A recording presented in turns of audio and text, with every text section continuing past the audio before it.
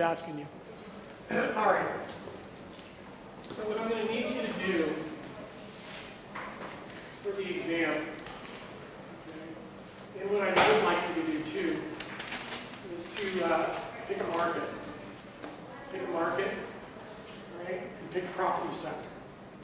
And go up to C.B. Richard Ellis, or go up to Cushman and Wakefield, or Jones Lang LaSalle, or Marcus and Millichap. I don't care. I already gave you one. I gave you the office before. And then include the report, so I know you know how to go make research. And then what I'll do is I'll ask next week when you come to class, I'll ask you, well, where's the office vacancy rate today?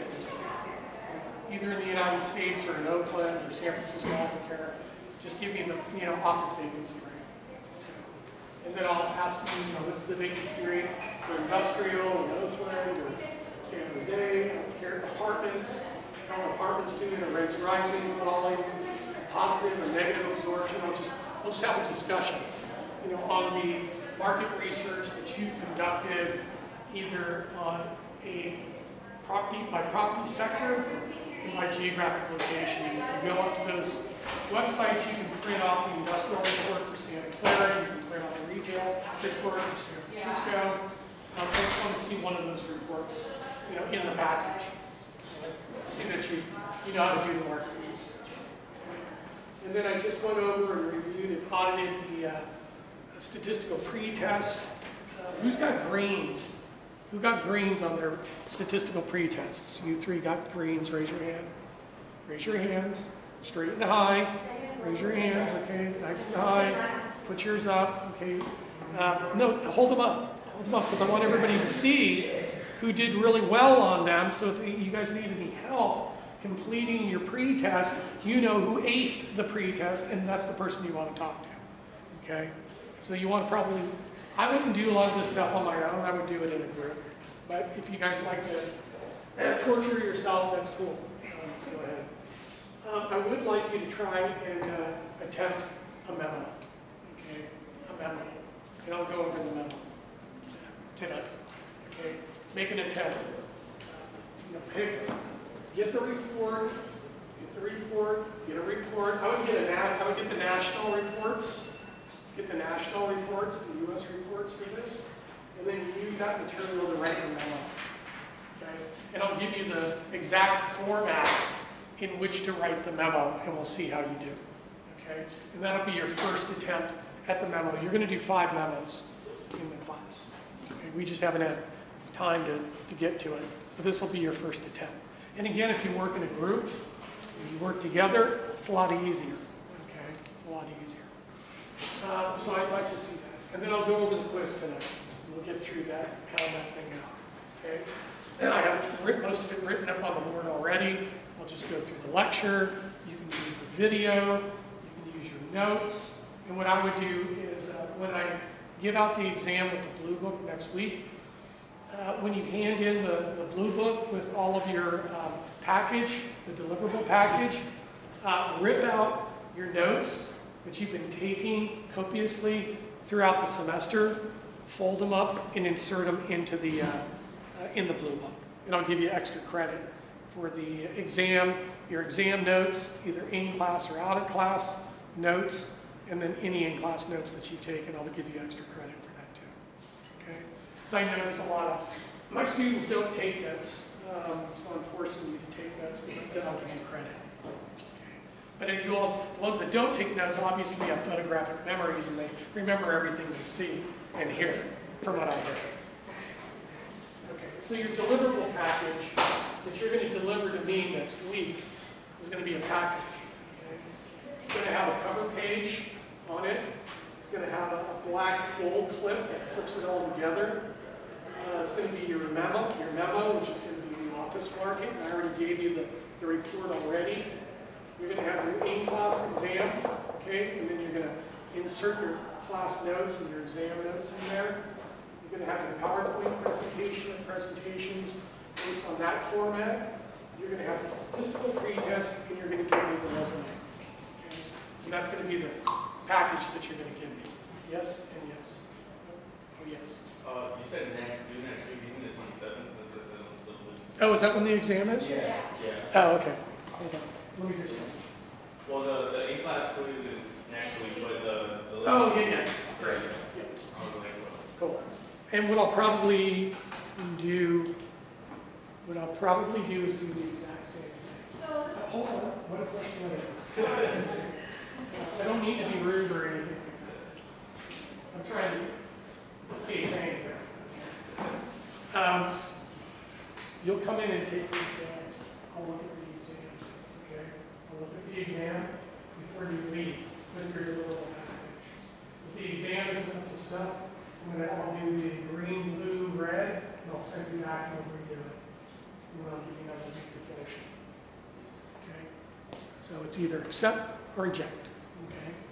If it doesn't cut the mustard, you go back, spend another week, you look at videos, call me, text me, whatever it takes to get the information you need to pass on. so the take home quiz means basically like if you. There's no take home quiz. Where does it say take home? In class take home quiz. Oh, that is that's the pretest. That's the three. The in-class take-home exam is going to be your notes and the results from your first attempt at the exam. I don't know about you guys, but I'll tell you, your professors have really done a number on you guys. Really have done a number on you. Because you guys are so freaked out when you take exams. Because when the professor basically grades you, he either deems you or rewards you. He penalizes you. So you guys are so freaked out about exams. I don't do that. I give you the exam, you study in groups, you watch the video, you come in, you take an attempt at the exam, I take a look at it. If you need more work, I get it back to you and get another week to work on it. That's what I'm asking. So Okay? Okay, so you learn the maturity. So my goal is to get everybody an A in the class if you follow the instructions and you kind of decondition yourself from the mental, whatever happened to you, that they've done to you over the last 16 years in college. Because this is not how we do it in the real world. Okay? This is not what they do in the real world. Okay? We don't basically give you a D. There's no D's or C's in the real world. Everybody gets A's and B's. And if you're getting a D, what we do is we work with you and give you more time to go back and refashion the product to basically get it to an A quality so that you can resubmit it and use it. What is the layout? What? Is the layout the report? What? The layout. What? Yeah, you get 5. Or usually what will happen is I've gotten D's before in the real world, but my boss is going to work with me and get me up to an A. So that we work with you, we develop, we train you to get to the A category. We don't game you and give you a D. There's no such thing as a D or a C. And if they don't train you and help you to become an A person in the real world, then I would be suspect. They're really aligned to you in the real world help. We're eating into my time here. Go ahead.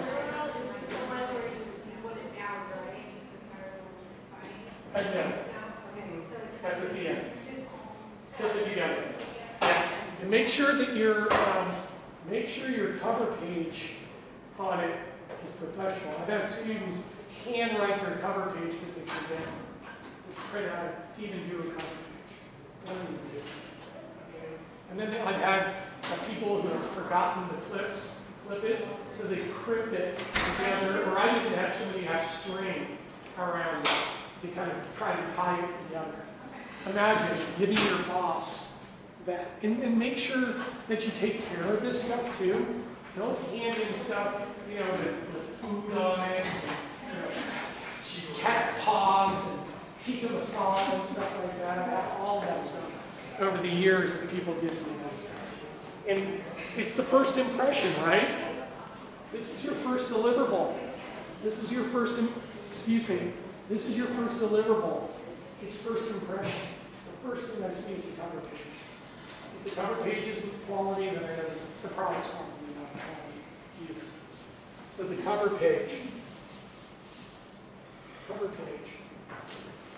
looks like this.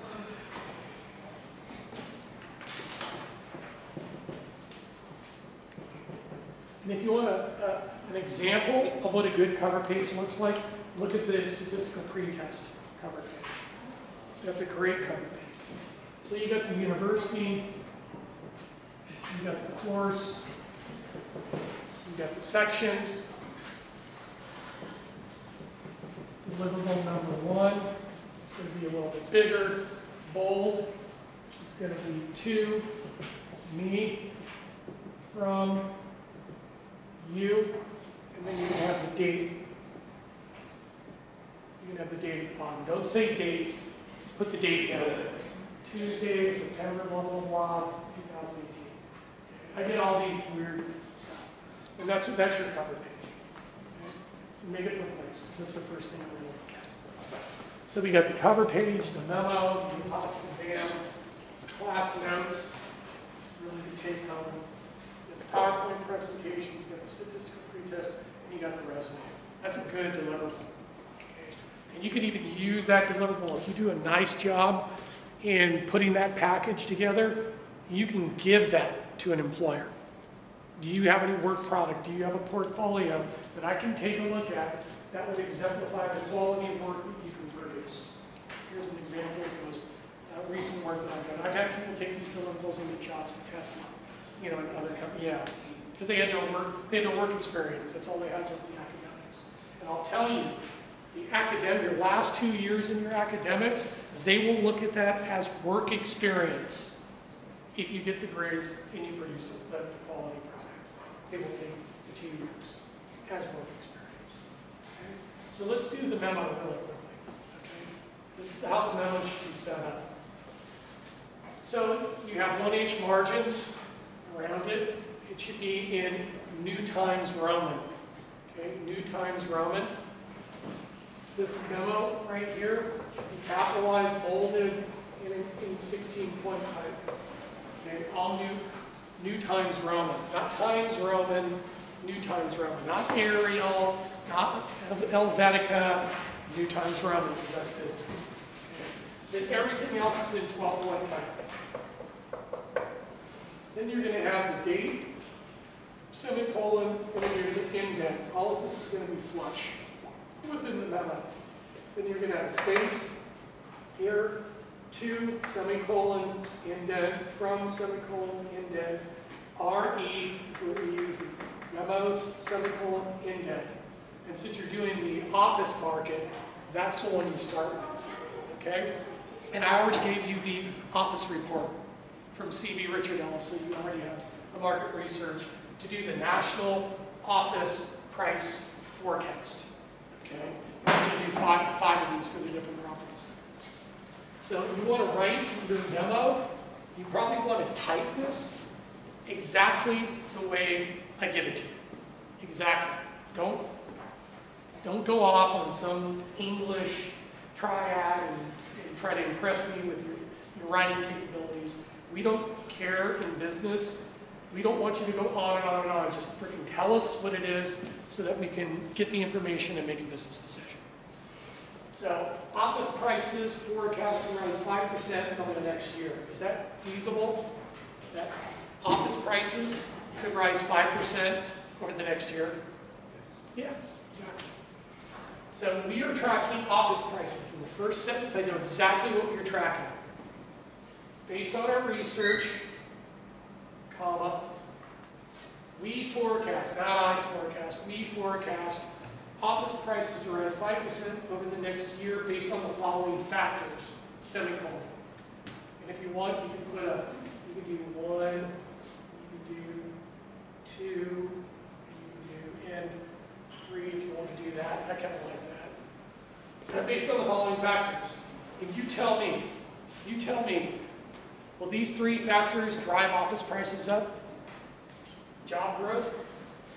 And actually, I probably should be specific. Office using, job growth, rising net absorption, and occupancy rates. Are those all the factors that we need to drive prices up? Yep. There we go. Therefore, comma, we recommend the following 36 trades. Now, here's the thing that's different about this. Is we're trading real estate derivatives. we're trading real estate derivatives. Okay? Now, I built a series of real estate indexes with Standard & Poor's about 10 years ago. We were launching the property derivative market, which was a new real estate capital market, to allow investors to be able to trade real estate without actually buying it. So we were creating the futures and the option contracts on the indexes, just like you can do if you're a portfolio manager trading fixed income or equity securities. It's the exact same thing. But I think it's still theoretically correct, and it's a good exercise for you all. So therefore, we recommend the following 36 trades. We are tracking 3 office indexes, 3 office price indexes. And everybody, CBRE, Cushman Wakefield, Jones Lang LaSalle, Marcus and Millichap, Moody's, and other firms basically construct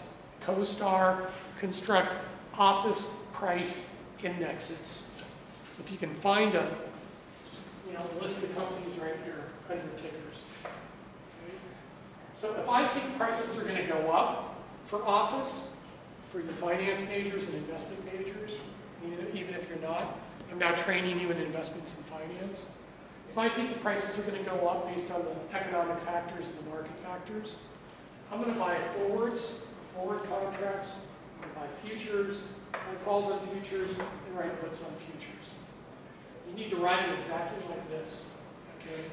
Everything that I'm giving you is exactly what you need in the memo. Don't deviate. Do it exactly the way I'm telling you to do it, okay? Are there exchange-traded, test question, are there exchange-traded funds with real estate investment trusts, shares that are in the exchange-traded fund that are office REITs?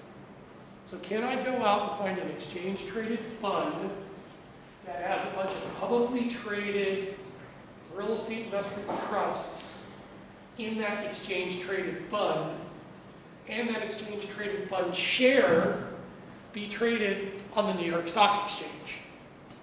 Yes, exactly. So you can do a Google search and say office REIT exchange-traded funds, and it'll give you a list of them. And then you put the tickers right there.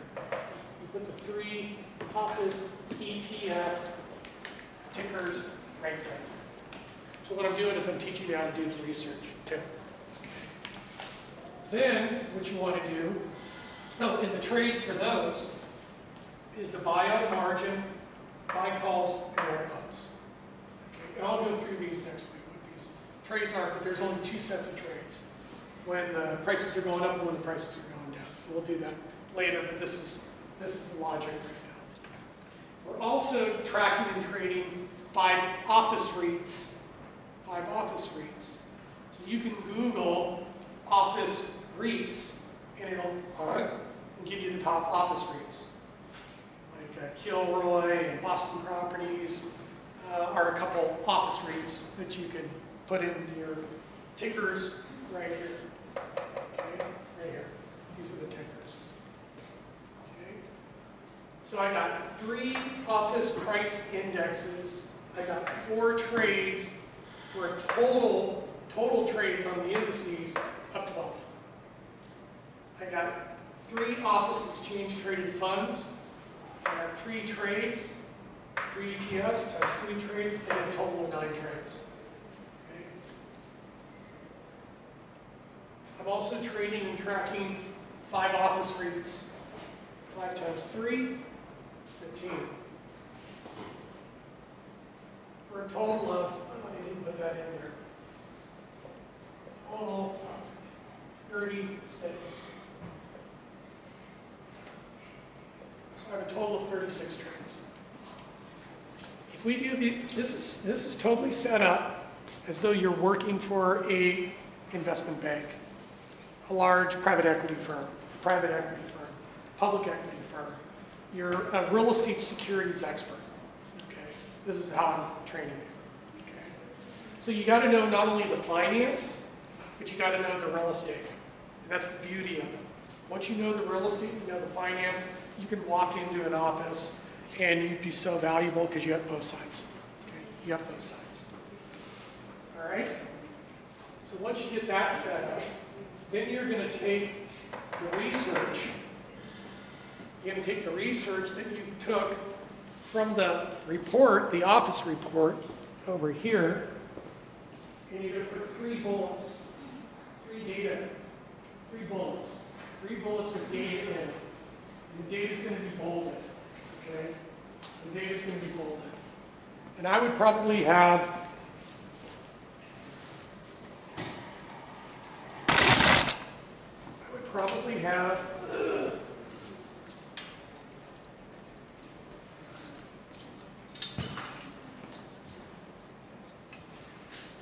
probably have 3 bullets, one on occupancy rates, one on net absorption, and one on rents and price trends.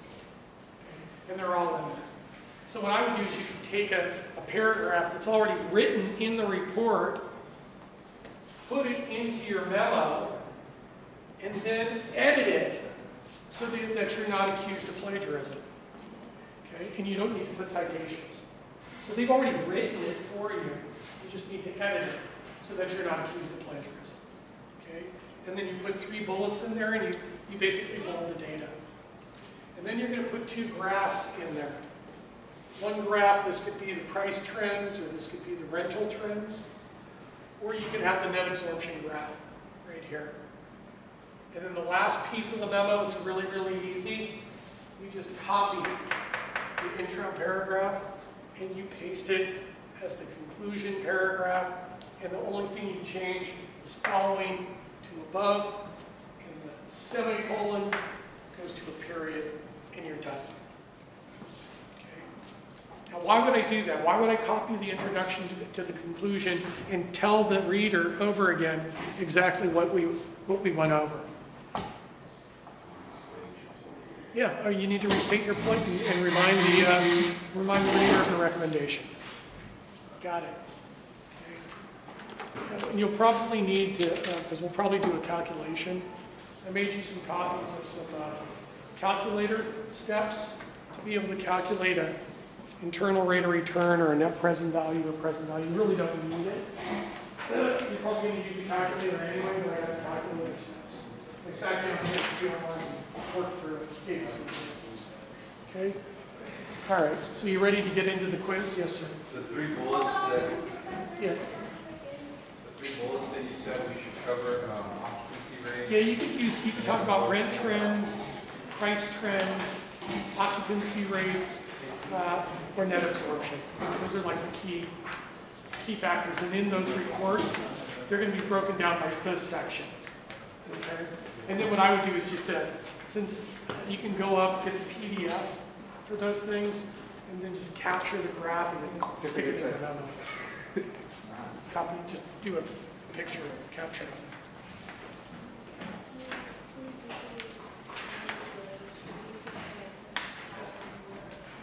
Yeah, I'm going to do it again in the exam.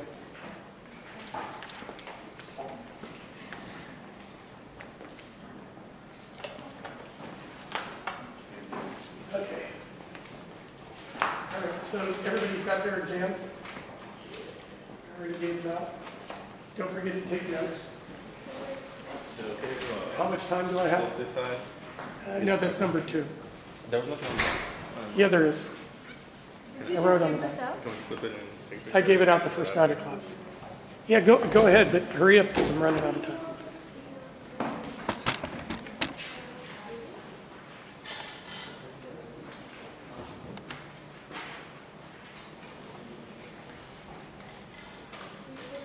Okay.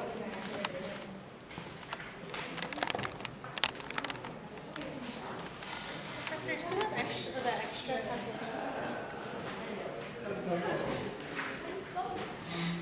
I know that. Well, I think all the steps will be here. Okay, so the first question was basically taken from the pretest. Okay? First question is taken from the pretest. When building a forecast model, look at the steps or questions that need to be taken. So if somebody comes up to you and says, I need you to build a forecast model to forecast office prices in downtown San Francisco, what's the first thing you ask them? What? What's the budget? What? What do you think? What do you think drives prices in downtown San Francisco? Exactly. Okay, and what's the second? There's two more questions. What's the second question? What's the budget? What? What's the budget? Yeah, how much is going to cost? How much do you have? You know, and then what's the last one? When do you want? When do you need it? Exactly. How would you determine the dependent and independent variable? Well, they're going to tell you, right? We need to forecast net absorption, or we need to forecast occupancy, or we need to forecast rents, or we need to forecast prices. They're going to tell you what it is. And then how do we determine the independent variables?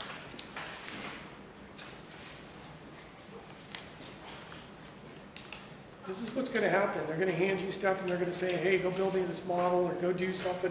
I don't know how to do it. We'll figure it out. Okay, is what they're going to probably say. Or here, I'll help you, or go talk to Linda. She'll probably help you out. Or here, there's some documentation in the back. We did that last week. Go read the documentation, figure it out, and come back and show me something. That's kind of how it works. Okay. So how would I figure out the independent variables? We already went over this. They're gonna give it. What? I think they're gonna give it. Yeah, you're going to ask the senior. I'll be writing all this stuff down. You're going to, in your notes, right? This is why we're going over it. So what you're going to do is you're going to ask people in the firm, what drives office prices in downtown San Francisco? And ask them, because they've been in the business for 30 years. And then what you're going to do is you're going to go to the library and you're going to look up peer-reviewed journal articles and find research papers by academicians and industry professionals that basically answer that question, where they built multiple regression models and determine the factors that drive office prices. And maybe even office prices in downtown San Francisco. Okay? How many variables should be in the model? 2. No more than 5. And if you go more than 5, what's the problem? Yeah, what happens? What's it called? Yeah, when you have too many variables that are highly correlated with each other in the model. Say it. Multi-collinearity? You got it. Multicollinearity. Excellent. And then how would I test for the variable statistical significance in the model's statistical significance, its ability to predict? What statistics do I use of the regression equation? For the independent variables, what do I use? What statistic? You guys have these notes. I went over them. What is it? In the regression equation. It's also in the pre-test. Right? So we already went over it at least 2-3 times. In the regression model, what test do we use to test the statistical significance of the independent variable? Nope. T-test, got it. And what do you use for the model? What's the model statistic that we use? What statistical test do we use to test the statistical significance of the model's ability to predict the dependent variable? It's in your notes. Got it. Okay, if you were experiencing multilinearity in your model, and if you had 2 variables that were highly correlated to the dependent variable and correlated to themselves, how would you decide which one to keep and which one to throw out? What's the decision rule? I got one variable that has a really high t statistic. The other one is fairly statistically significant. Do I pick the one that has the highest t statistic and the highest correlation with the dependent variable? Or do I pick the one that's been cited the most in the academic and professional literature? Cited the most. What is internal validity? When everybody inside the firm buys off on your model and says that's correct. What's external validity? People outside the firm or academic literature in the peer-reviewed journal articles. Got it. Unorthodox monetary policy. Does monetary policy have anything to do, any effect whatsoever on real estate prices? Yes. Got it. What is the size of the Federal Reserve's balance sheet? And how much money by banks are being held on reserve at the Federal Reserve? This is huge. Okay, so it reached the peak of the reserves and the balance sheet. It peaked at $4.5 trillion. $4.5 trillion. Got it.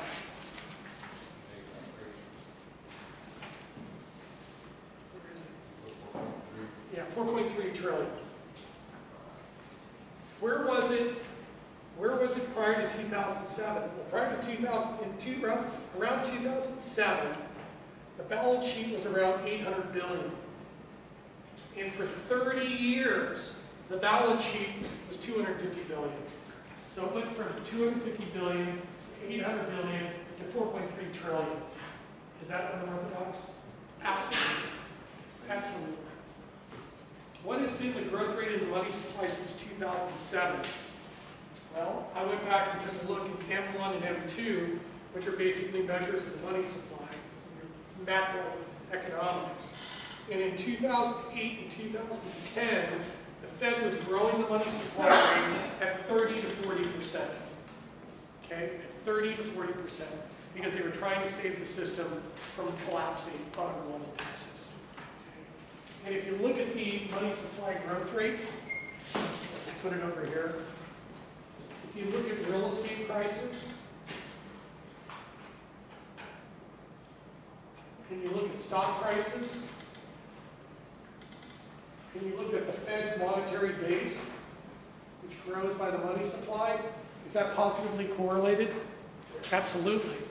So if the Fed starts selling off the balance sheet and the money supply growth rate starts to slow, which it did from 30 to 40% to 8 to 10% by 2011 and 13, and between 2014 and 18, the money supply growth rate has actually decelerated to 3 to 5%, and the Fed's actually selling off the balance sheet, and the monetary base is actually starting to contract. So if stock prices and real estate prices are highly correlated to the money supply and the monetary base, and if the money supply is slow, growth rate is slowing, and the monetary base is contracting, where is stock prices and real estate prices going over the next 2 to 3 years? Okay. I could be wrong, but I could be wrong, but I might be right. Has the Federal Reserve hit gross domestic product, employment or unemployment, and inflation targets? Okay. Well, I went back in the second quarter of 2018, GDP was 4.1%, and the target rate for the Fed was 3%. So did the Fed hit its target? Everybody following me here? Did you hear what I said? So GDP is growing at 4.1%, and the Fed's target is 3%. Did they hit their target? Yeah, they exceeded it. They exceeded it. Oh, okay. And then what about the unemployment rate? They're targeting 5%, and the current unemployment rate is 3.8. Did they hit their target? Yeah, they exceeded it. And the numbers just came out the other day that wages are growing at 2.9%, and the inflation rate is approaching 3%, and the Fed's target is 2%. Did they hit their target? I'm not seeing how that's a good thing, though. Well, let's just finish the logic. All right. Did they hit their target? Absolutely. So based on them hitting and exceeding their target, are they going to raise or lower interest rates? They're going to raise interest rates.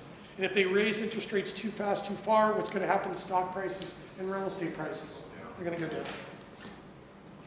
So you have to look at these things in macro, from a macro factor standpoint. Real estate is not just a micro market, asset that's sitting there. It's influenced by monetary policy at the macro level. So you have to look at the macro level too. If we were to fall into a recession, would the Fed use negative interest rate policy? Would they drive interest rates negative? Yes, they would, because interest rates are still at historical lows. So if we go into a recession, they can't take the interest rate back to zero where it was. They're going to have to be more aggressive and actually drive interest rates negative. Okay? And then the question is, what would be the impact on the economy? Well, if they drive interest rates negative, what's the cost of capital?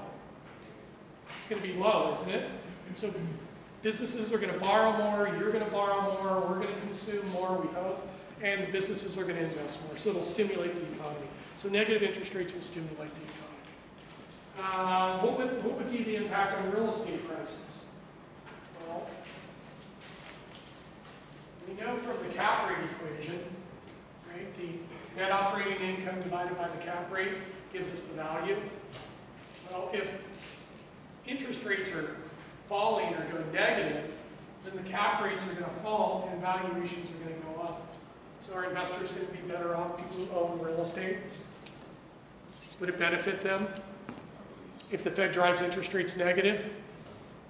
If the Fed drives interest rates negative, drives down the cap rates and props up the value of real estate, are they going to benefit? Absolutely. Absolutely.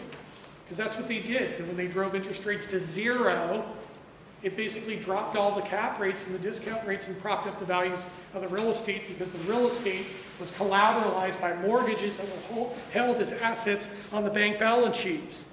So if the values of the properties go down and the loan to values go up, they can't meet the payments on the mortgage, they default on the mortgage, the bank has to foreclose on the property. Now the bank's in the real estate business, not in the finance business. The banks don't want to hold real estate. So the Fed will do whatever it takes to prop up the asset prices. And that's what they did. What about savers? Are they going to be better off or worse off? Worse off, because if I'm retiring in the next 10 years, or I want to live off my retirement income and I'm buying 30-year or 10-year bonds, and the 10-year bonds have a negative nominal interest rate, I'm not getting a return. I'm actually paying the government to hold my money. They're not giving me a return. So actually my standard of living and my standard of living and my social welfare is actually being destroyed in a negative interest rate environment. What about investors? Will they benefit? Yes. Well, absolutely. And as the interest rates go down, stock prices will be propped up too. So if you're one of the lucky few, the 3 in 100 people that actually, or 30 in 100 that actually own stock, you're going to benefit from the propped up stock prices too. And then what about businesses? Would they benefit? Yeah, because they can borrow at really low cost of capital, and this is what they did. They borrowed as much as they could, issued bonds at really low costs of debt, and basically bought back their shares and propped up their stock prices and exercised their options and moved to frickin' Tiburon and called it a day. So the businesses and the building business owners will definitely benefit. So that's that. The next one is discount rate, expected return, and cost of capital. I was asked one time, Larry, what is the discount rate that we should use on this investment? What discount rate should we use? What expected return should we use? So I had to go figure that out. So the first thing I asked him was, Let's use the project discount rate. yeah, this is the first thing is the discount rate, expected return, and cost of capital. So the first one is the yield curve. Okay, I'm going to back up a little bit. So the subheading is discount rate, expected return, and cost of capital determination. First is yield curve dynamics. Okay, so here's the yield curve. We're asked, using the Fisher equation, what variables drive the risk-free rate or nominal interest rates of U.S. Treasury securities up and down, and shifts the yield curve up and down, flattens it, and inverts it. Okay, well, the first thing you need to know is what is the Fisher equation. The Fisher equation basically states that nominal interest rates, okay, on U.S. government securities by maturity are driven by the real rate of interest and inflation expectations. Okay, real rates of return are stationary in the short term. So interest rates in the yield curve are driven up and down, flatten and invert, based on changes in inflation expectations. Okay, boom, done. Got it. Show the equation in the graphical representation of a normal upward sloping yield curve. Got it. And I would also put in this equation right here, right underneath the yield curve. I to the n, nominal interest rates equals the real rate, and inflation expectations are positive. So inflation expectations are positive when the curve is upward sloping. Okay, and when the curve is flat, inflation expectations are 0, and when the curve is inverted, inflation expectations are negative. Okay. What impacts do movements and shifts in the yield curve have on asset prices? Well, if the yield curve shifts up, The yield curve shifts up, and interest rates go up, cap rates go up, and values go down. The yield curve shifts down, interest rates go down, cap rates go down, real estate values go up.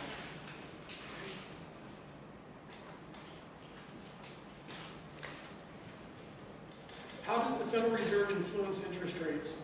What policy tool do they use to move interest rates? Open market operations through the Federal Reserve out of New York. Open market operations is you taking the $4.3 trillion that you have over here, and you have about $2 trillion in U.S. government securities. You use those as an inventory, and when you want to cool the economy, you sell the bonds, driving down bond prices, driving up interest rates to cool the economy. If you need to stimulate the economy, you're going to buy the bonds, drive up bond prices, and drive down interest rates to stimulate the economy. So the Federal Reserve uses open market operations as a monetary policy tool to basically shift and manipulate the yield curve. Okay? What is the objective of buying and selling bonds? Well, to drive bond prices up and down, interest rates up and down, to stimulate or cool the economy. If the Fed buys and sells bonds, what is the impact on bond prices? Well, if they buy and sell bonds, it's going to drive the bond prices up or down, interest rates up or down, and either stimulate or cool the economy. It's the same thing. What is the impact on interest rates or yield maturities?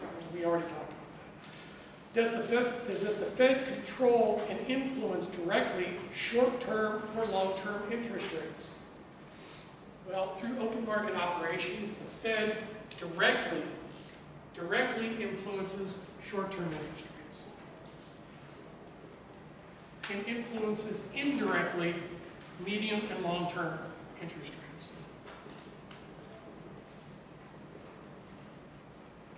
So basically the Fed controls the short end of the yield curve, not the long end, the short end. So when the Fed starts manipulating the rates, it can shift the yield curve up, back, flatten it, invert it, bring it back to flat, bring it back to upward sloping, so it looks like it just flaps around if you look at the dynamic. What would what would the shifts and movements in yield curves have on real estate values? We already went through. If it shifts up, cap rates go up, values go down. If it shifts down, interest rates go down, cap rates go down, values go up. Dynamic yield curves versus the Standard & Poor's S&P 500. Okay, what were your overall observations of the relationship or correlation between the yield curve and the S&P 500 since 1998? Positively correlated. It has a direct influence. Okay. Did the yield curve lead or lag the peak of the market? It led the peak of the market. So when the yield curve inverts,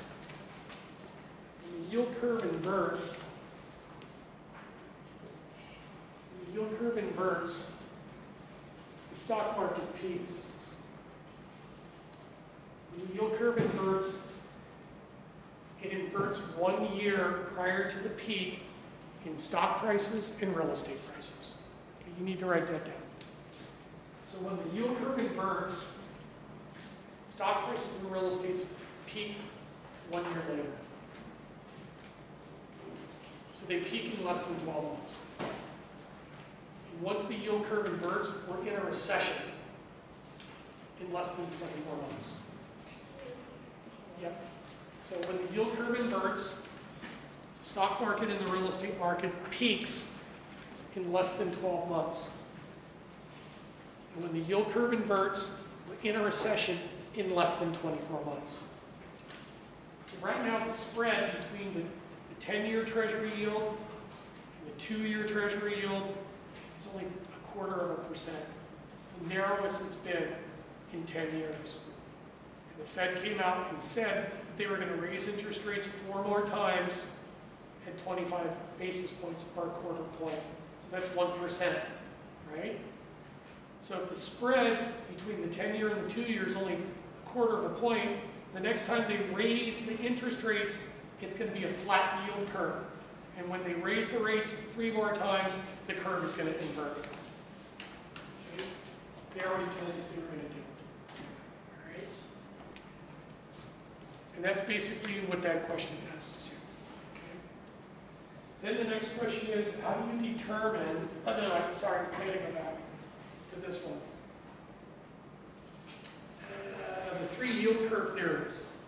Okay, I forgot to mention these. There's three yield curve theories. There's the expectations hypothesis, which is basically the Fisher equation. It basically states that movements in the yield curve are directly related to movements in the inflation expectations. That's it. Then the next three theories, market segmentation, preferred habitat, and liquidity preference, basically state that the yield curve is market segmented into short-term interest rates, medium-term interest rates, and long-term interest rates. And businesses like to borrow on the short end of the yield curve to drive down their cost of capital because they have short-term liabilities and short-term assets inventory. So businesses like to be here. And then businesses also like to finance their equipment using 5-year bonds because that's the economic life of the equipment under GAAP accounting rules for depreciation. And then long-term investors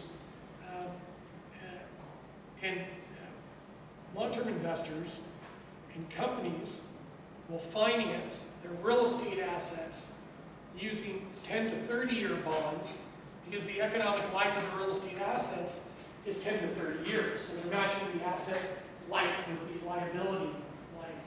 Plus pension funds like to buy 10 to 30-year bonds because they do their actuarial forecasts on their pensioners and can basically say, okay, we want X amount of bonds to be coming due at this time period because we've done an actuarial calculation that is forecasted how many people are going to be retiring at that time period, so the premiums on the bonds will come due exactly at the same time that their pension liabilities are coming due. So you're matching that way. So the market is segmented. So that's the market segmentation hypothesis. Preferred habitat, they prefer to be in certain segments of the yield curve, and then different investors have different preferences of liquidity. Somewhat short-term, somewhat long-term. Okay, so those are the three. Sorry to jump around. Then the next one is determining the discount rate. So discount rate determination using risk premiums. So I was asked, Larry, we're going to buy a piece of real estate. We're going to buy this real estate security.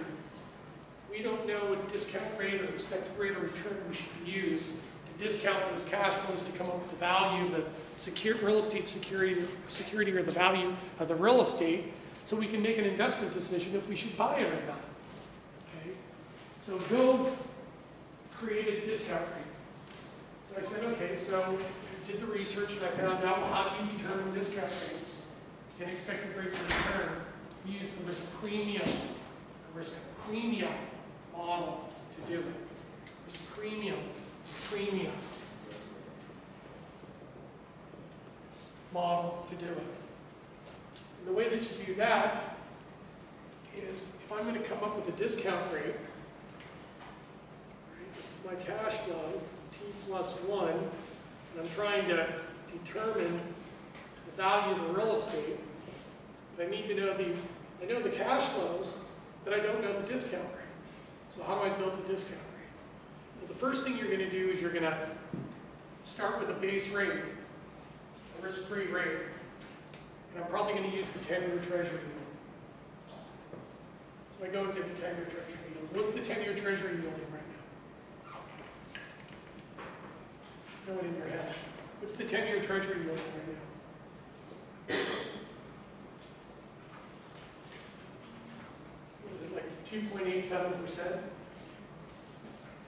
that right? Hello? I got this room so you would have computers in front of you so you could do the research. That's why we're not in that other, horrible room. What is it? 2.98?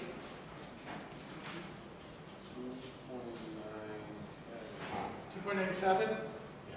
Okay, got it. So it's roughly 3%. So with zero risk on this property, my discount rate would be 3%. The real estate's risky, extremely risky. Is real estate liquid? If I have a $250 million property or a $5 million property, can I call up my broker and sell it that second? No. No. So real estate is highly illiquid. So you're going to have to add an illiquidity risk premium onto it. Is real estate short term? No. What's the average holding period for a piece of real estate? Yeah, what? Yeah, well, the average is around 7, so it is like 10, but most people hold it around 7 to 10 years. Okay? And if you hold it for too long, I'll talk about that later on, what happens. So you got to add a maturity premium on it. And then the tenants that are in your property, are they risk-free? No. No credit default whatsoever? Yeah. So you got to add in tenant credit risk, credit default risk, premium onto the equation. And what about the property itself? Does it physically deteriorate and become functionally obsolescent over time? Yes. So you have to add that risk premium on there too. What about the location of the property? Very important. Very important, you gotta add this premium. I mean, I don't mean to diss anybody, but I grew up in East Oakland. You know, it's a totally different place than, you know, downtown Berkeley or North Berkeley, right? So it's just different economics. So you gotta look at the location. And what about tax risk? Did the government change the tax code over the last 3-4 years? Yeah, in 2013, and they did it last year. And they want to change the tax code again this year. And when the budget deficits start to hit and the amount of debt that we've accumulated, and we're paying $1 trillion a year just in interest payments, who are they going to go after? Taxpayers. Yeah, and who are they going to go after? Who are they going to raise the taxes on? Us. Property owners. Definitely the property owners.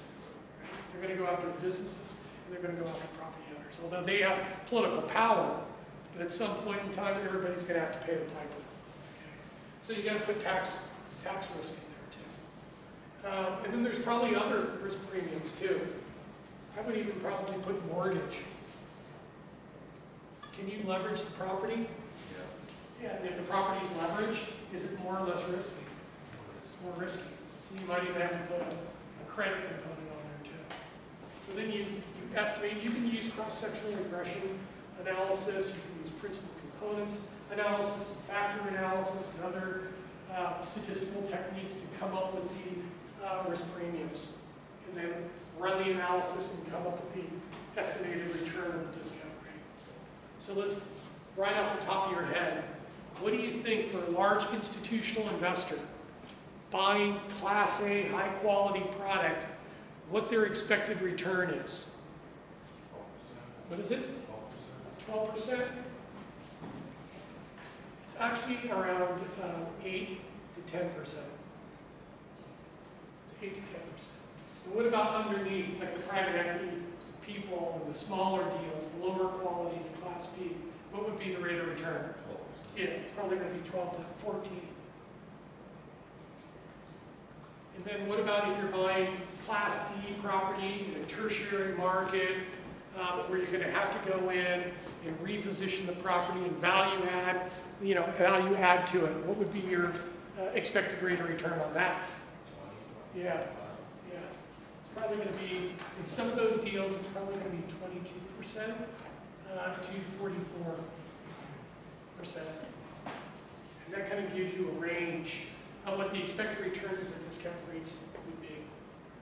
And then you can just decompose those rates and come up with the individual risk premium factors. That's how you do it. That's how you build a discount rate. Okay? And then economic indicators and targets. All right? This is the business cycle theory. I already gave you the business cycle report by Glenn Mueller. I've known Glenn for like, I don't know, 20 years now. And he invented this theory a long time ago. So what are the 4 phases of the real estate cycle? Phase 1, recovery. Phase 2, growth. 3, hypersupply, 4, recession. What indicators do you use to track the real estate cycle? You're going to use occupancy rates and rental growth rates. Okay? And that's what this line is right here. Okay? It takes you through. What is the average duration of the trough? Well, recessions go, real estate cycles track the business cycle.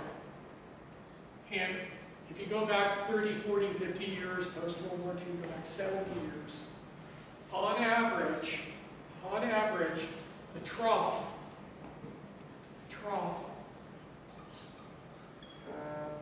in the business cycle and the trough in the real estate cycle, on average, historically lasted 2 years. 2 years. And the recovery phase, recovery peak lasted 4 to 7 years. Even though we're in the 8th, 9th year of our recovery, so we're like 1 to 2 years past the averages. Okay? But the financial crisis, the last recession, the trough was 4 years. It was 4 years. And we're currently in the 9th year of the recovery period. So we're about almost 2 years beyond the average. Okay? So real estate goes in cycles. It tracks the business cycle. Okay? All right. Show the 2 equilibrium points. There's 2 equilibrium points. One here and one here. And at the equilibrium, you are at the structural occupancy and structural vacancy rate.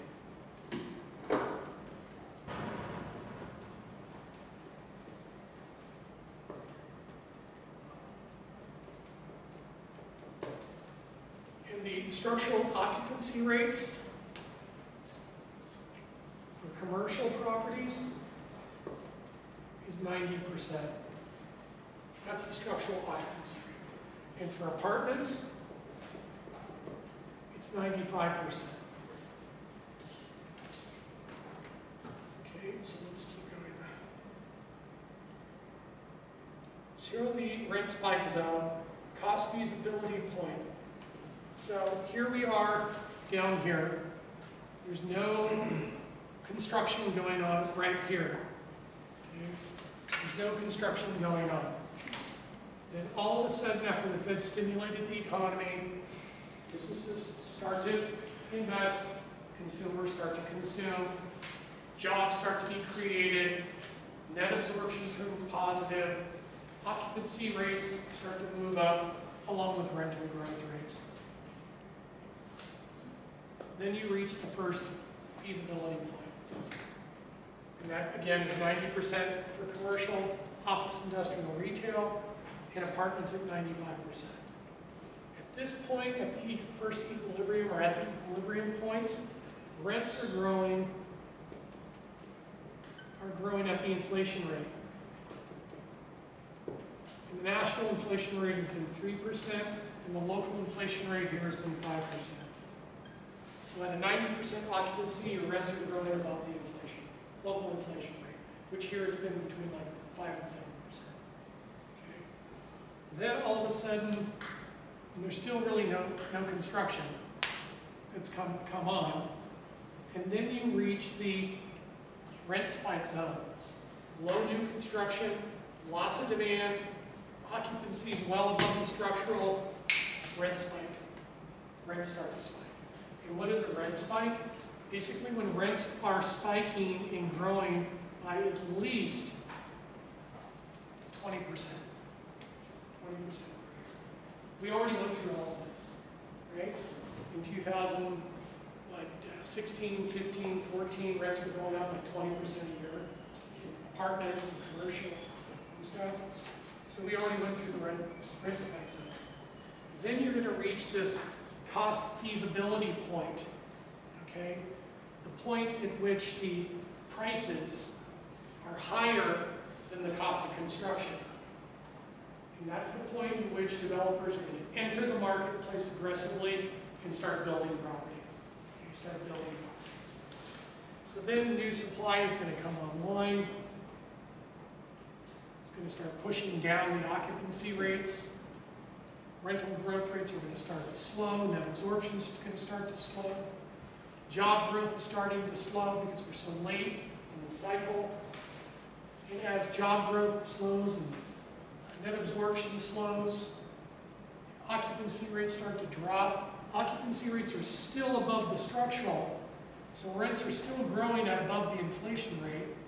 So capital continues to come in and push the market into an oversupplied condition.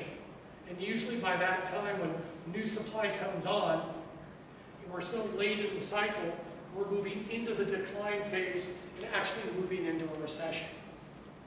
And as you move past the equilibrium point and down here, occupancy rates fall below the structural, rents are falling, prices are falling, jobs are being lost, net absorption is negative, and it just continues until the new supply stops.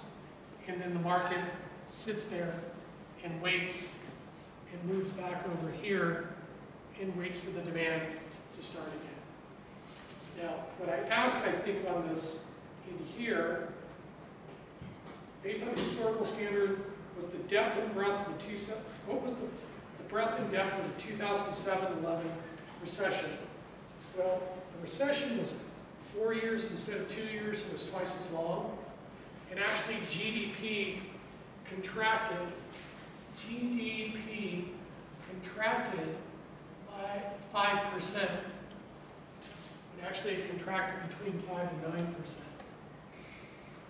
Well, on average, based on the prior cycles, GDP only contracted by 2.5%.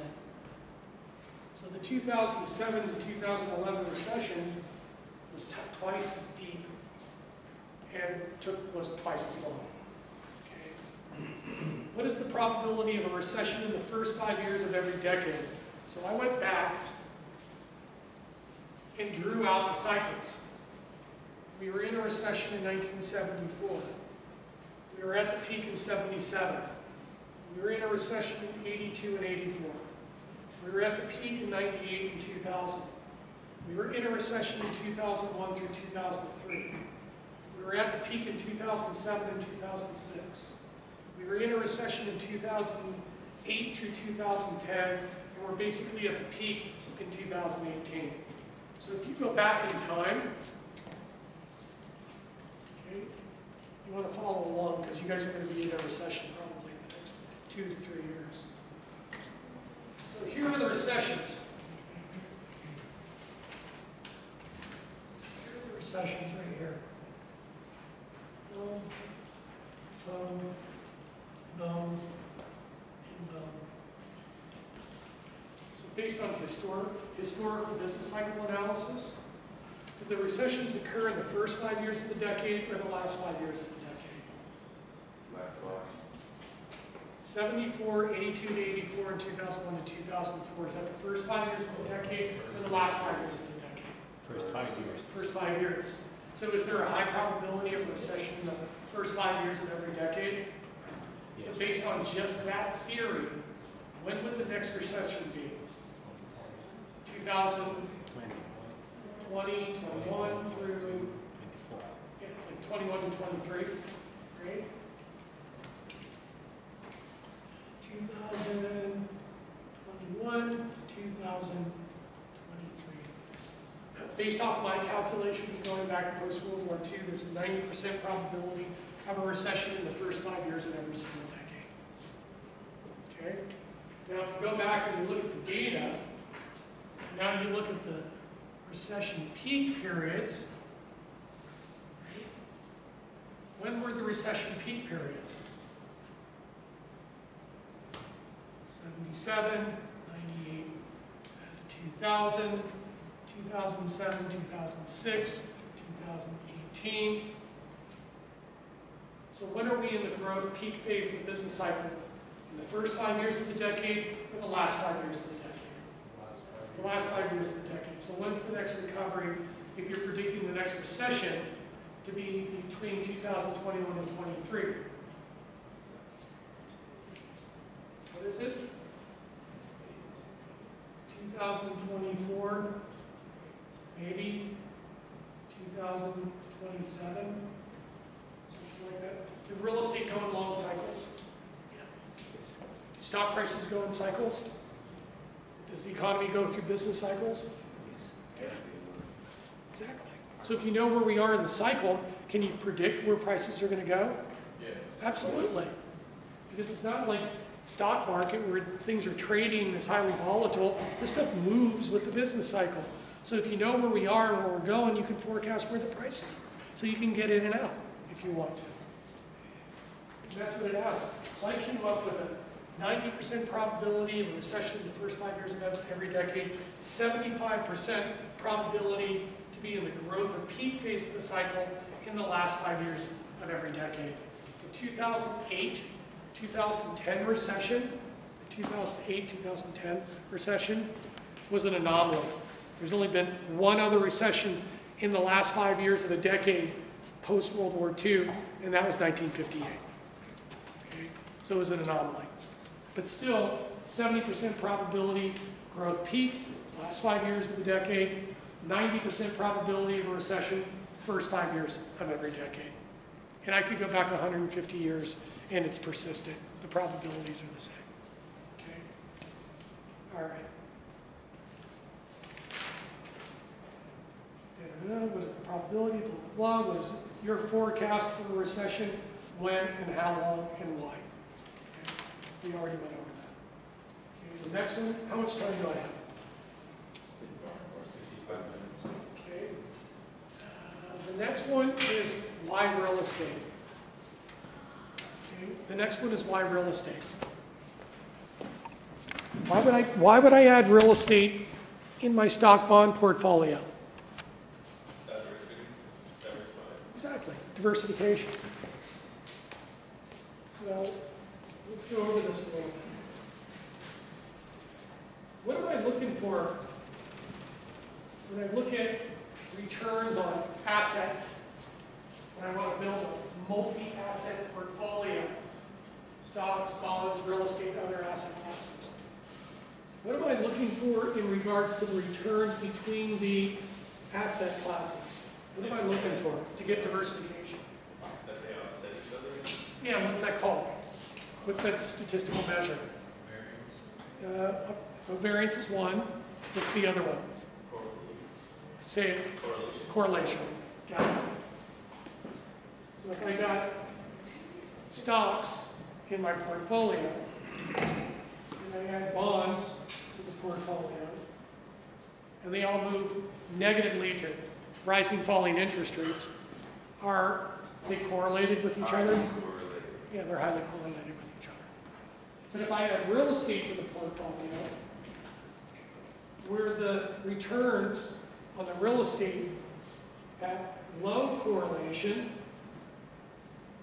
no correlation, a negative correlation with stocks and bonds, do I get diversification? Yes. Yeah. Yeah. And my covariance is going to be what? Is it going to be high or low? If there's low, no, or negative correlation amongst the returns on the real estate asset and the other asset classes, then my covariance is going to be what? High or low? It's going to be low. Okay. So I'm looking for low covariance and I'm looking for low, no, or negative correlation to get diversification. Okay. Got it. So this is how we look at constructing portfolios. Okay. Oh, and I forgot to tell you, what you're going to want to do on this graph is tell me where the San Francisco office market or apartment market, see if you can tell me where some of them are, where you think some of the markets are in the cycle. All right. So when we're constructing portfolios, this is the theory that I communicate to the investors. Okay.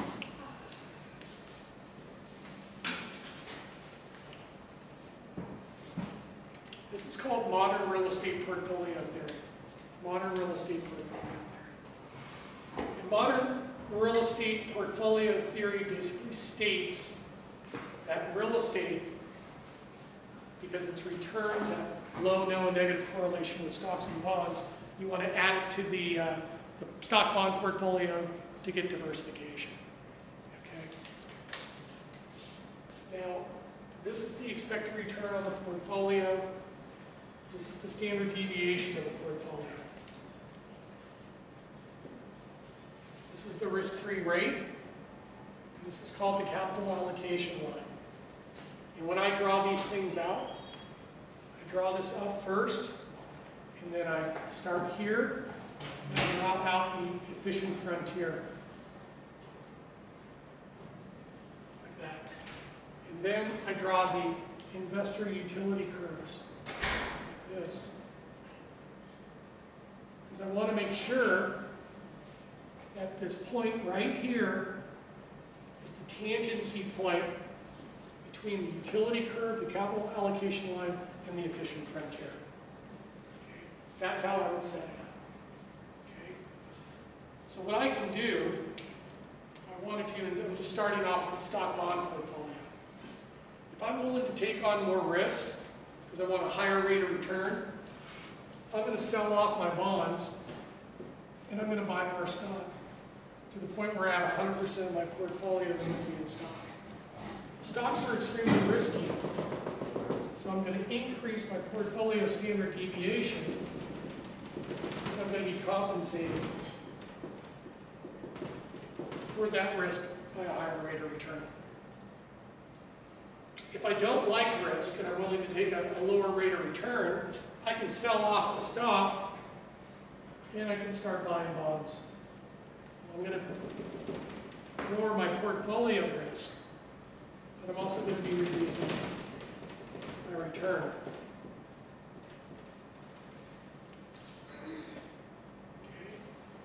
What I can do also is I can jump off the efficient frontier onto the capital allocation line and move up the capital allocation line through the use of margin on my stock and mortgage on my real estate. I'm levering up. I'm levering up the property. I'm levering up the portfolio. And by taking on the leverage, I'm going to increase the portfolio standard deviation. And I'm also going to increase my expected return on the portfolio. So I can do that too.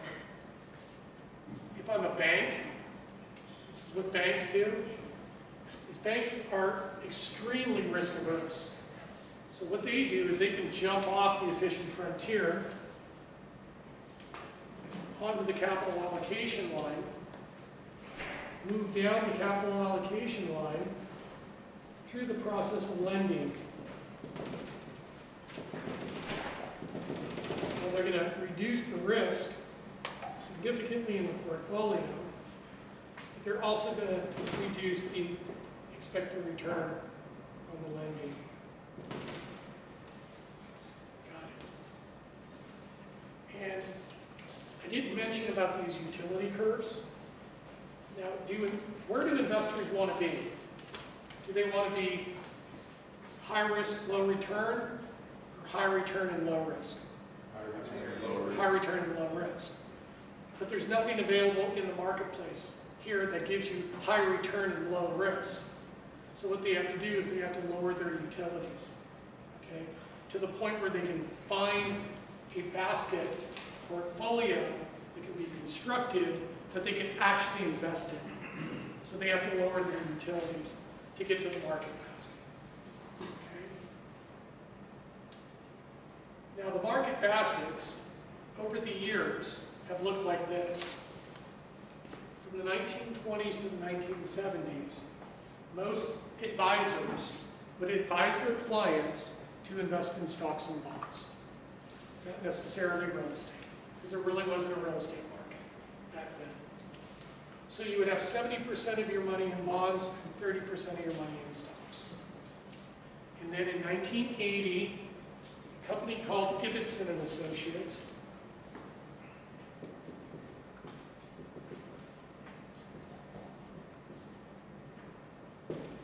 Ibbotson and Associates did the financial economic research, portfolio analytics, and basically came up with a white paper and presented it to Congress and institutional investors and said that you need to have at least 10% of your portfolio invested in direct real estate assets. Because real estate has low, no, and negative correlation in its returns with stocks and bonds. Therefore, from a diversification standpoint, you need to have real estate in your portfolio and you need to have at least 10%. Then between 1990 and 2000, in the early 1990s, Ibbotson did another research white paper and came up with a recommendation that investors should invest at least 10% of their assets in cash value life insurance, because the returns on the cash value life insurance have low, no, and negative correlation with stocks and bonds, so you get diversification. And then a company in early 2000s called Deutsche Bank Reef, DB Reef, which was a real estate company, very famous real estate company, private equity, did the analytics and basically said alternative renewable energy assets have low, no, and negative correlations with stocks and bond returns, so you need to have at least 10% of your portfolio in alternative renewable assets. In alternative renewable assets, cash flows and the structure of the cash flow payments look exactly like real estate. And actually those big plants, the solar, geothermal, biogas plants, all sit on land.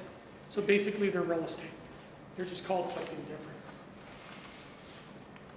These asset classes are alternative asset classes. They're called alternatives.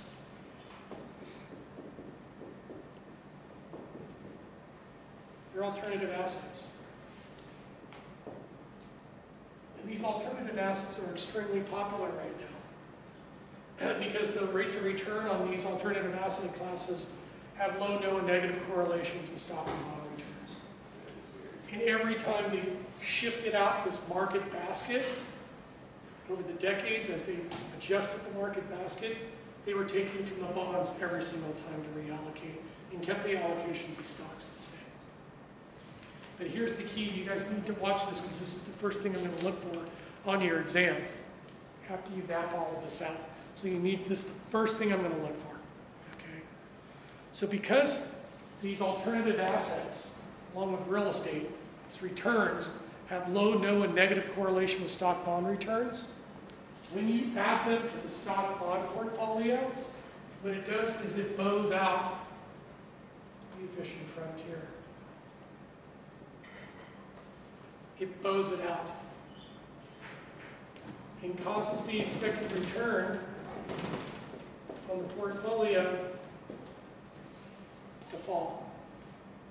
But because of the diversification and the low covariances and the low correlations with the stock bonds, it actually reduces the portfolio standard deviation even more.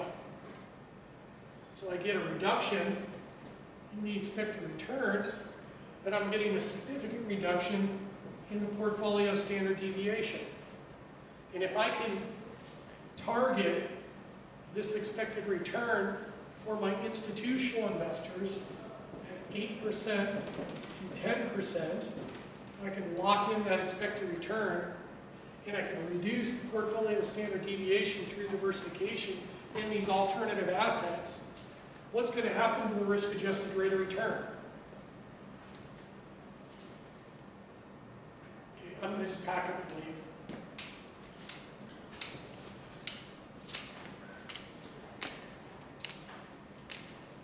I have like 32 analysts in the room. The expected return goes down, but the standard deviation goes down even more. What happens to the risk-adjusted rate of return? How does that work? Come on. If your deviation goes down, you're going to get a higher return. My expected return goes down, adding the alternative assets into my portfolio, but I can reduce the portfolio standard deviation even more. What happens to my risk-adjusted rate of return? Does it go up or down? Would they go up? You got it. It's just mathematics. And if I can get an 8 to 10% rate of return on my portfolio for my clients under the rule of 72, I can get them an 8%. How long is it going to take me to double my money? 9 years. So if I can add these alternative assets, if I can add real estate to my client's multi-asset portfolio, where the returns have no lower negative correlation, it's going to vote out the efficient frontier. It's going to lower the expected return, but lower the portfolio risk even more. But if I can lock in the expected return at 8 to 10% rate of return, by adding the alternatives, I reduce the portfolio risk, and I increase the risk-adjusted rate of return. And if I can get 8 to 10% rate of return on the portfolio, I can double my client's money in less than 10 years. That's all they want. If you can do that, based on this theory, the money will come into your fund. And then you'll charge a 1.5, maybe 2 points on the assets under management, and you'll probably be making $1 million a year managing the real estate, or the bonds, or the stock, whatever it is, or providing these alternative assets. Okay. So that's the modern portfolio theory. Oh, and there's one more piece to this that I find extremely interesting. Now, I work with a lot of high net worth individuals, women and men. They construct these portfolios. These people run companies. Maybe run a company, maybe run multiple companies. They own or manage their own real estate. They usually sit on nonprofit boards, for-profit boards of directors, and they're usually, their net worth is around, 18 to 25 million bucks. If those people die, would that destroy the portfolio or destroy their human capital? I don't think so. What would happen to the nonprofit if the executive board member all of a sudden died? Or the board chair passes away that's running the board for the for-profit? Or that you are running 2 companies and you die? Could the company go under or be impaired? It's possible. It's possible. So there's risk, right? Yeah. There's mortality risk. The person has accumulated a huge amount of human capital and equity in themselves. So if they go away, there's huge liability and destruction that could occur within the estate and within the portfolio. So the only way that you could hedge off the mortality risk is by using what? Life insurance. Life insurance. Exactly. So we basically get the 8 to 10 million bucks of life insurance on the principal, and when the principal passes away, the estate is injected with the death benefit. The death benefit goes into the estate and actually jacks the rate of return on the portfolio. It actually moves the estate and all of the principals up onto a higher utility curve. So higher return at a given level of risk. Isn't that where the investors wanted to be originally? High return, low risk, so they can get there with the use of the life insurance, permanent life insurance. And the premiums are going to cost you money, so it's going to reduce the expected return, but the life insurance, once it kicks in, is also going to blow out the efficient frontier. It's going to jack the returns within the estate. It's amazing. It's brilliant. That's why all the rich guys and women on the East Coast and here in Silicon Valley have a ton of life insurance policies on them. And they use it as a way to transfer millions and millions of dollars to their heirs tax-free. Did I say tax-free? Tax-free, right? No estate taxes if you're underneath the estate tax ceiling. Intergenerational wealth transfer through the use of life insurance.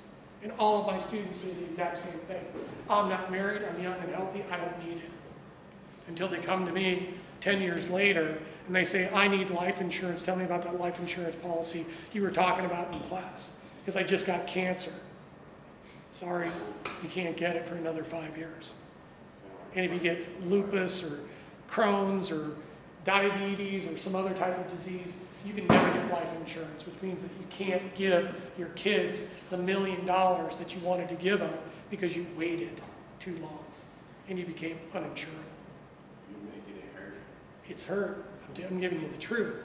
So you get, But how much does it cost? You know how much a million bucks costs for 30 years on somebody like you? $800 a year. so once you're diagnosed, you can't get insurance? Is that- Once you get the insurance, they can't take it away from you. Okay. So you get it now. You spend $1,600 a year for $2 million for 30 years. That's how you do it.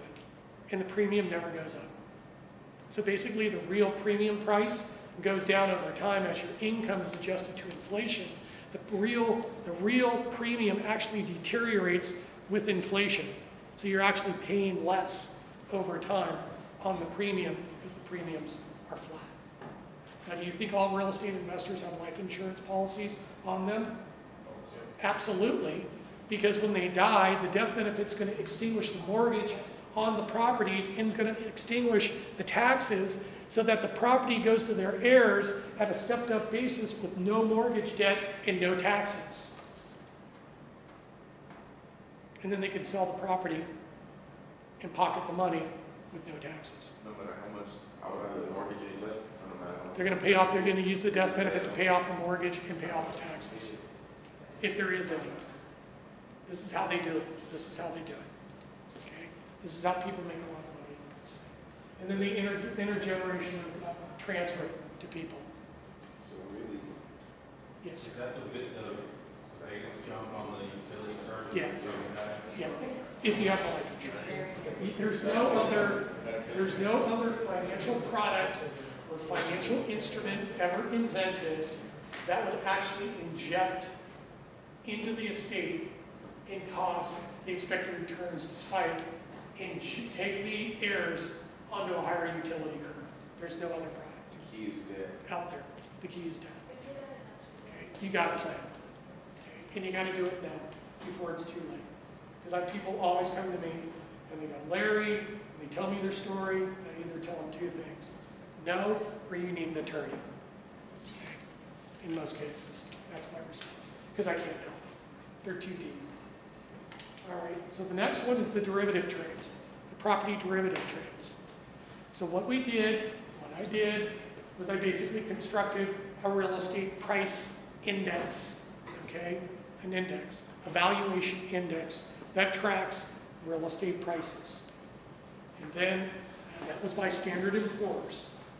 And then the Chicago Mercantile Exchange and the Wall Street banks took those indexes and started to write and buy derivative contracts off of the indexes. Okay? This is a real estate valuation course. This is total application. This is actually what happened.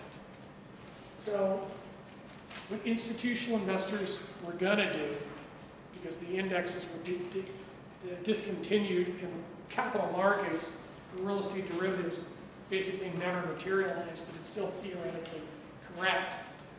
If you think that the prices of real estate are going to go up, you are going to buy forwards. You're going to buy futures. You're going to buy calls. Futures. And you're going to write the puts.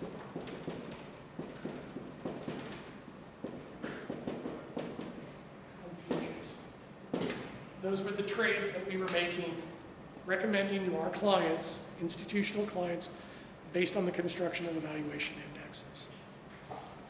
Now, can I go out and find exchange-traded funds for real estate investment trusts? Yes. And if I think that the prices, the share prices of the ETFs are going to go up, can I buy on margin?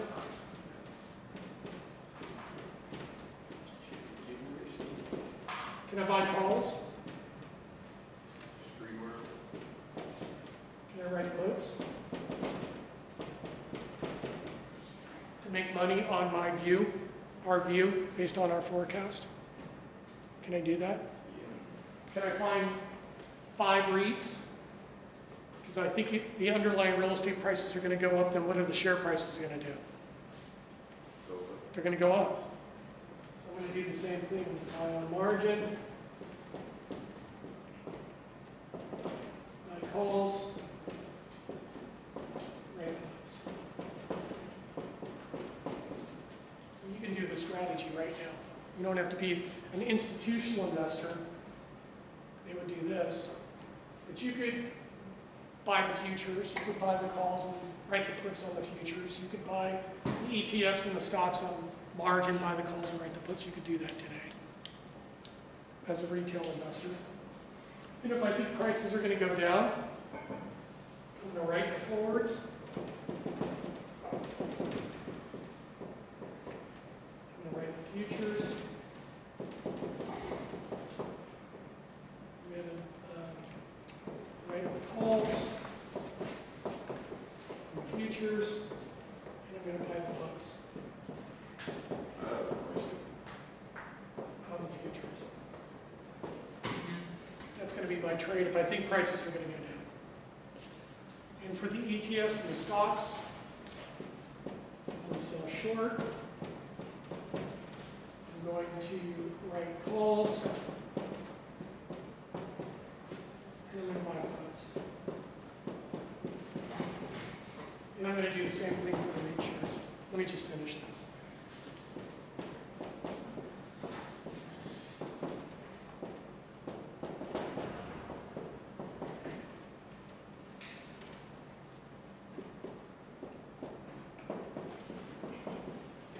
Go ahead. How does buying on margin affect the risk-adjusted rate of return? If I buy on margin, let's say I go to my broker, and I got $100,000 and I say I want to buy $100,000 worth of these REITs.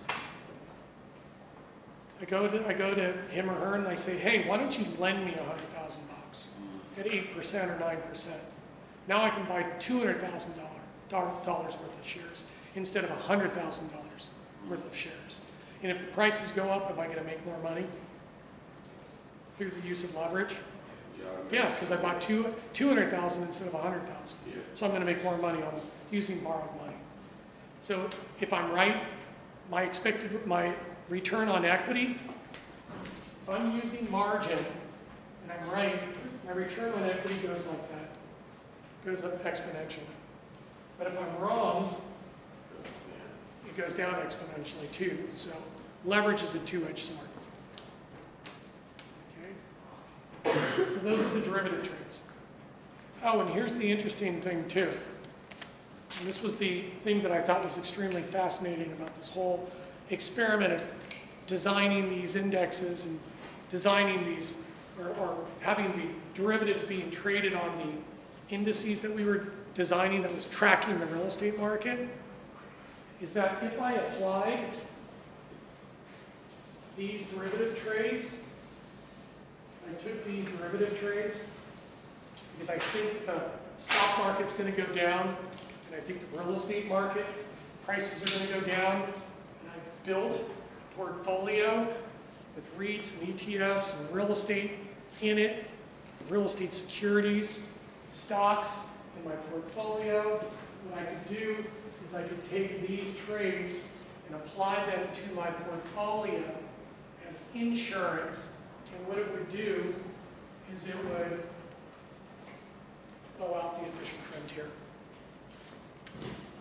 So I can bow out the efficient frontier in my portfolio through diversification.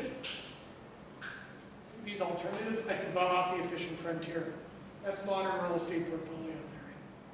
When I apply the derivative trades as portfolio insurance to protect the downside risk to my portfolio, I'm applying financial engineering and derivatives as the tool to hedge off the downside risk.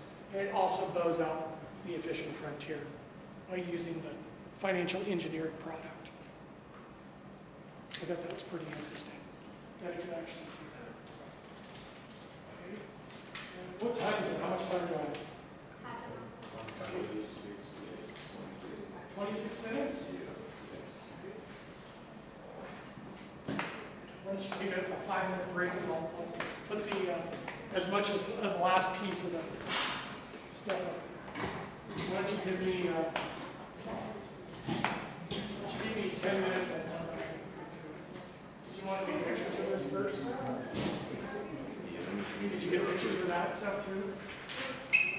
Over there?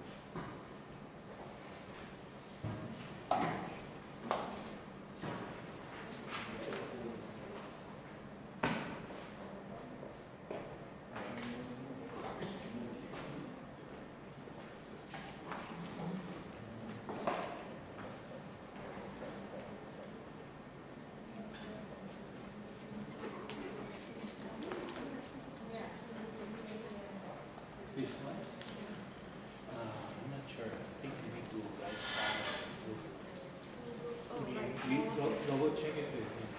On the quiz, you answer the quiz, right? And you fill that, in that you bring it home, and then if you complete it, then you check.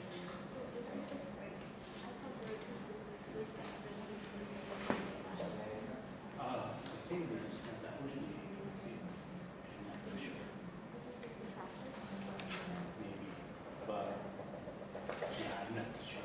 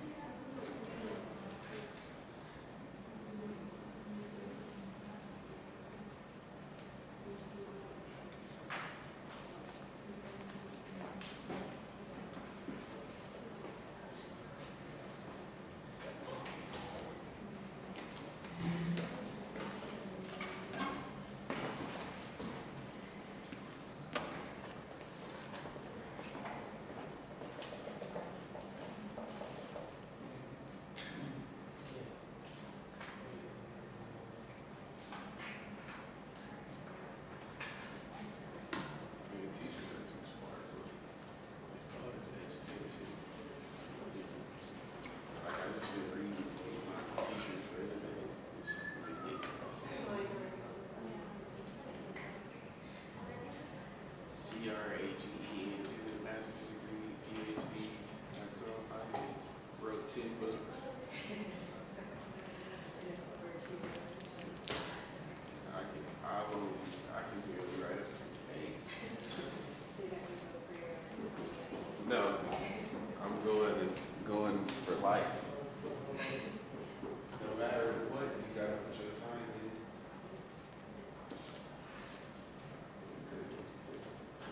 Great. Great.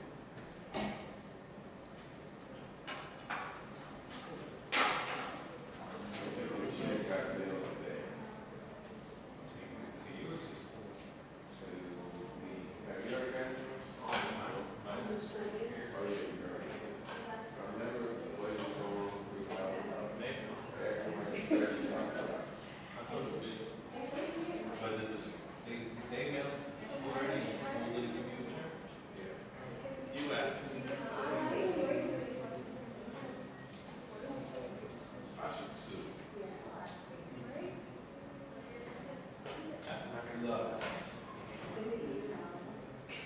I use all the money sue.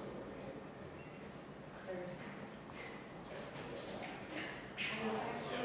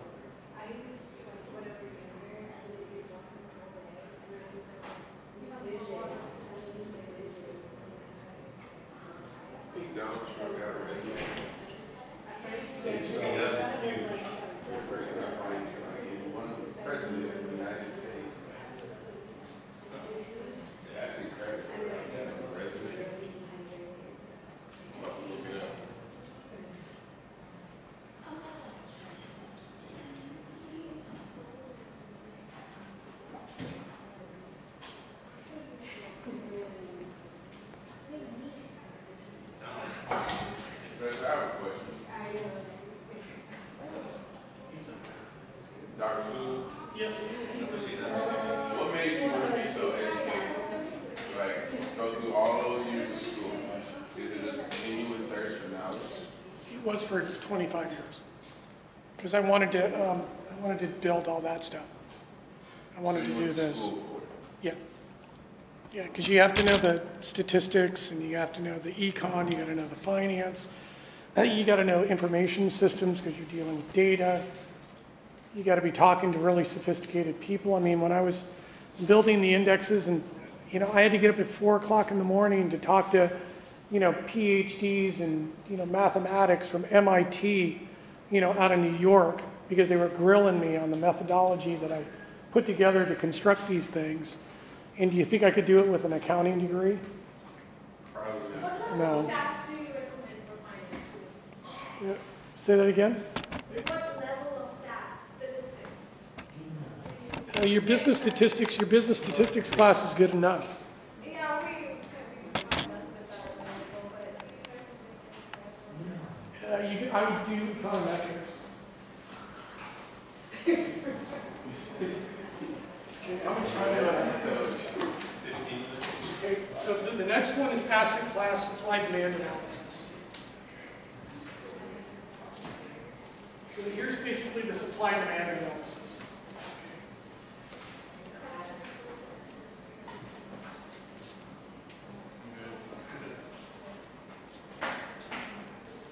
So I'm going to use the microeconomics. Okay? So here's the interesting thing about real estate. It's very different than the other asset classes. When you look at supply demand, and you're analyzing those markets, the supply curve is elastic. In real estate, it's purely inelastic. Can I instantaneously deliver 2 million square feet of office space in downtown San Francisco in 2 days? No, because I got to go out there, I got to find the land. That's probably going to take me a year. I got to entitle it. It's going to take me 5 years. And I got to build it. It's going to take me another 3 years, maybe, or 2 years to build it. Salesforce Tower took about 10 years to build. The whole thing with all the permitting and everything. So it takes a long time. So the supply curve is completely inelastic in the short run. Okay? So in the short run, the supply curve is completely inelastic. So if there's a demand shock that occurs, all of a sudden there's a ton of jobs. The demand is going to jack, net absorption is going to kick in, occupancy rates are going to go up, and rents are going to spike because they can't respond. So you have spiking of rents and spiking of prices in the short term because they can't deliver the new supply fast enough in the marketplace. Then over time, the supply curve is going to shift out as new construction is added to the inventory, and the market is going to move back into equilibrium at a larger base. And when the market is in equilibrium, the prices are appreciating at the local inflation rate. And the rents are growing at the local inflation rate. So that's the first scenario. And the second scenario is the supply actually comes online. In San Francisco, it's totally different. In that market, we're totally supply constrained. So the prices can never reach equilibrium. So the prices, because of the supply constrained nature, are going to remain elevated, and the rents and the prices are going to appreciate well above the local inflation rate because the market is constrained. And then the worst case scenario is that if you go to a commodity market, the supply is actually overshoots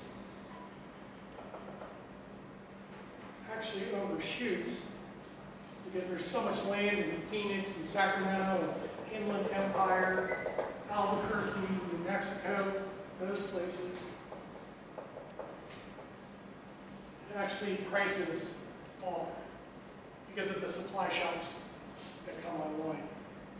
And then the worst case scenario for these markets is you have oversupplied conditions because they're commodity markets, and you have falling demand. And let's say the demand curve shifts back down, and in that case, your prices are significantly falling, because not only are you dealing with the oversupplied conditions, but you're also dealing with a negative employment demand shock due to a recession. So the commodity markets go through boom bust. Supply constrained markets don't go through boom bust because they don't have all the land, they're already infilled, they're already built up. And the supply constrained markets are the ones that outperform the most over the long run because of the supply constrained conditions. So that's basically the supply demand analysis. How much time do I have? 10 minutes.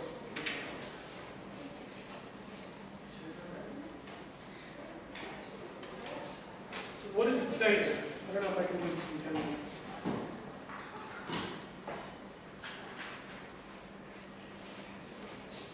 I'll tell you what I'll do. Let's throw this last section onto the midterm, because I think it's more appropriate.